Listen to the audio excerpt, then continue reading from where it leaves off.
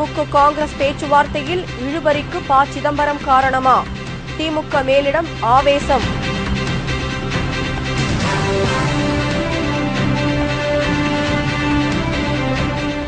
தேமுதிக அலுவலகத்தில் விருப்ப மனுக்கள் குவிகின்றன. மேளதாளத்துடன் வந்து மனு தாக்கல் செய்த தேமுதிகவினரின் ஆர்வம்.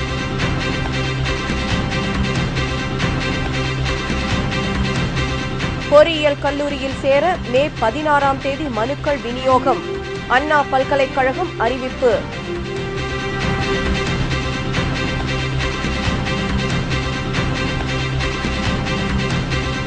தேர்தல் அதிகாரிகளின் கெடுபிடி. புதிய ரேஷன் அட்டை கிடைக்காமல் மக்கள் அவதி.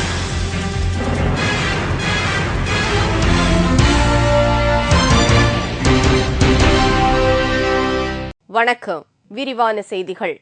வரும் ஆனால் வராது என்பது போல திமுக காங்கிரஸ் கூட்டணி பேச்சுவார்த்தை இழுத்துக்கொண்டே போகிறது. டெல்லியில் தமிழக காங்கிரஸ் பிரதிநிதிகள் நேற்று மாலை மேலிட தலைவர்களுடன் ஆலோசனை நடத்தினார்கள். காங்கிரசிற்கு 60 இடங்கள் கொடுத்தால் ஏற்றுக்கொள்ளலாம் என்று அதில் முடிவு எடுக்கப்பட்டதாக கூறப்பட்டது. இதனையடுத்து சென்னையில் இன்று காலை திமுகவுடன் பேச்சுவார்த்தை நடத்த வருவதாக காங்கிரஸ் பிரதிநிதிகள் சொல்லி அனுப்பியுள்ளார்கள்.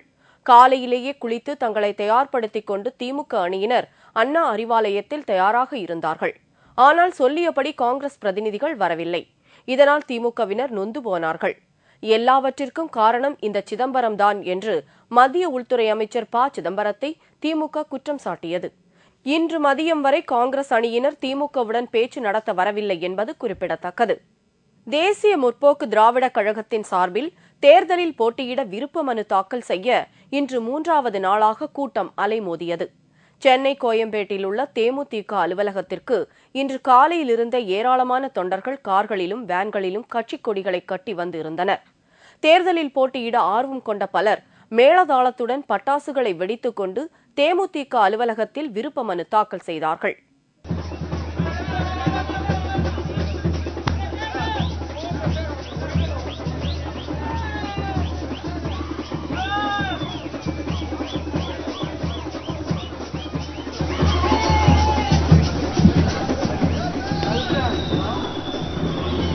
ஏராளமான தொண்டர்கள் வருகை காரணமாக தலைமைக் கழகத்தில் கூட்டம் அலைமோதியது.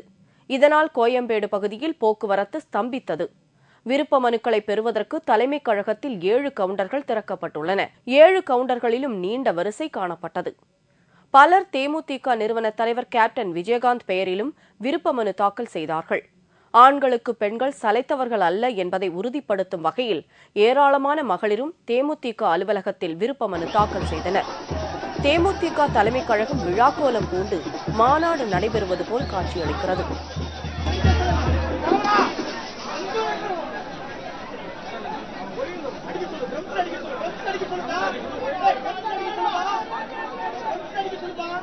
பொறியியல் கல்லூரியில் சேருவதற்கு மே 16ஆம் தேதி முதல் விண்ணப்பங்கள் வழங்கப்பட உள்ளது.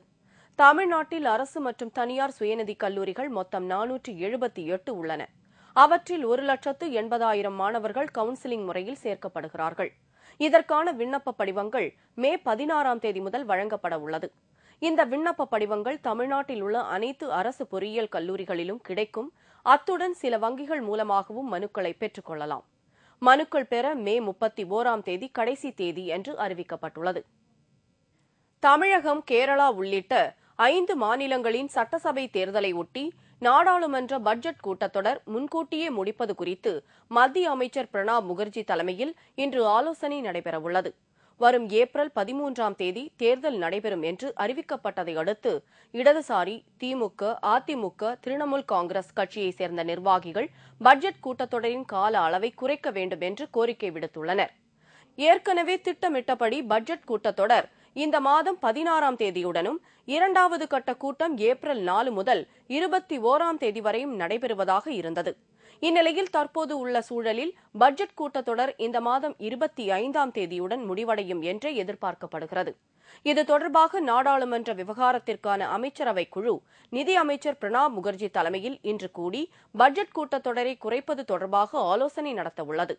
5 மாநில சட்டப்பேரவை தேர்தலை ஒட்டி அந்தந்த மாநிலத்தை சேர்ந்த நாடாளுமன்ற உறுப்பினர்கள் தேர்தல் பிரச்சாரத்திற்கு சென்று விடுவார்கள் என்பதால் நாடாளுமன்றத்தை முன்கூட்டியே முடித்து விடுவார்கள் என்றும் அரசியல் நிபுணர்கள் கருத்து தெரிவித்துள்ளனர். சட்டமன்ற தேர்தல் முன்னேற்பாடுகள் குறித்து ஆலோசனை நடத்த இன்று அனைத்துக் கட்சி கூட்டம் சென்னையில் நடைபெற இருக்கிறது. தமிழக தலைமை தேர்தல் ஆணையர் பிரவீன்குமார் தலைமையில் சென்னை கோட்டை மாநாட்டு அரங்கில் இன்று மாலை 5:30 மணிக்கு அனைத்துக் கட்சி கூட்டம் நடைபெறவுள்ளது. அவ்வாறு நடைபெறும் கூட்டத்தில் சட்டமன்ற தேர்தல் நடத்துவதற்கான முன்னேற்பாடுகள், தேர்தல் விதிமுறைகள் உள்ளிட்ட சில முக்கிய விஷயங்கள் குறித்து தேர்தல் ஆணையம் விளக்க உள்ளதாக தெரிகிறது. இதேபோல் தேர்தல் விதிமுறைகள் கடைபிடிப்பது தொடர்பான அனைத்துக் கட்சிகளின் ஆலோசனைக் கூட்டம் நெல்லை மாவட்ட ஆட்சியர் அலுவலகத்தில் ஆட்சியர் ஜெயராமன் தலைமையில் நேற்று நடைபெற்றது. இந்த கூட்டத்தில் மாவட்ட தேர்தல் அலுவலர்கள் மற்றும் அரசு அதிகாரிகள், அனைத்துக் கட்சியினை சேர்ந்தவர்கள் ஆகியோர் கலந்து கொண்டனர். முன்பதிவு வசதியில்லாத ரயில் பெட்டிகளில் பயணம் செய்வதற்கான டிக்கெட்டை மொபைல் போன்களின் மூலம் பெறலாம் என்று இந்தியன் ரயில்வேயின் பொது மேலாளர் தெரிவித்துள்ளார். ஆந்திர மாநிலம் ஐதராபாத்தில் நடைபெற்ற பொதுத்துறை நிறுவனங்களுக்கான கருத்தரங்கில் இந்தியன் ரயில்வேயின் பொது மேலாளர் மாத்தூர் கலந்து கொண்டார். பின்னர் செய்தியாளர்களை சந்தித்த அவர், இனிமேல் ரயில்வே முன்பதிவு வசதி இல்லாத பெட்டிகளில் பயணம் செய்வதற்கான டிக்கெட்டை வாங்க இனி நீண்ட வரிசையில் நிற்க தேவையில்லை என்றும், மொபைல் போன் மூலமாக டிக்கெட்டை வாங்க முடியும் என்றும் அவர் தெரிவித்தார். இதற்கான செயல்பாடுகள் தற்போது இறுதிக்கட்டத்தை எட்டியுள்ளதாகவும், விரைவில் அதற்கான திட்டம் நடைமுறைப்படுத்தப்பட உள்ளதாகவும் குறிப்பிட்டார். மேலும் இது அனைத்து விதமான மொபைல் போனிலும் செயல்படத்தக்க வகையில் வசதிகள் செய்யப்பட உள்ளதாகவும் மாத்தூர் அப்போது குறிப்பிட்டார். இத்துடன் செய்திகள் நிறைவடைந்தன. தலைப்புச் செய்திகள் மாலை 6 மணிக்கு. உங்கள் பிரச்சினைகளுக்கு உடனடி தீர்வு காண 30134600 என்ற கேப்டன் டிவியின் தொலைபேசி எண்ணுக்கு தொடர்பு கொள்ளுங்கள். வணக்கம்.